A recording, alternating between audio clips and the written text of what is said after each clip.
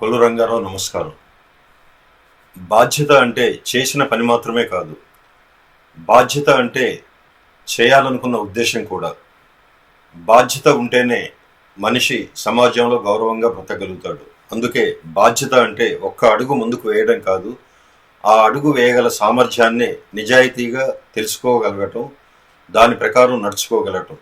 చేయలేని పని తెలుసుకొని కూడా చేస్తాను అని చెప్పడం బాధ్యత ఎంత మాత్రం కాదు. చేయగలిగిన పని మేరకు నిజం చెప్పడమే బాధ్యత. ఆ నిజానికి కట్టుబడి ఉండటం మరింత బాధ్యత.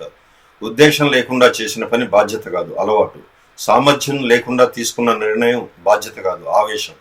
నిజమైన బాధ్యత చర్యలోనే కాదు, ఆలోచనలో మొదలవుతుంది.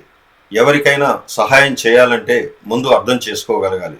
నాకు ఎంతవరకు సాధ్యం అని ఆలోచించగలగాలి.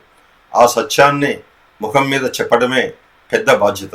బాధ్యత అంటే ఎల్లప్పుడూ అవునని తలూపడం మాత్రమే కాదు, అవసరమైనప్పుడు కాదని స్పష్టంగా చెప్పగల ధైర్యం కూడా. చేసిన పని వల్ల ఎవరికైనా నష్టం వస్తే ఉద్దేశం మంచిదే అని చెప్పడం సరిపోదు. ఉద్దేశంతో పాటు సామర్థ్యాన్ని కూడా అంచనా వేసుకోగలగాలి. మన మాట, మన నిర్ణయం, మన హద్దులు మూడు కలిసినప్పుడే బాధ్యత పరిపూర్ణమవుతుంది.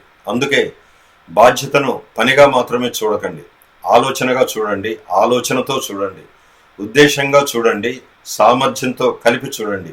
ఎందుకంటే చర్య బాధ్యతను చూపుతుంది, ఉద్దేశం దానికి విలువను ఇస్తుంది, సామర్థ్యం దాన్ని నిజం చేస్తుంది. అందుకే బాధ్యత ఊపిరిగా ముందడుగు వేయగలగడం నిజమైన జీవితం.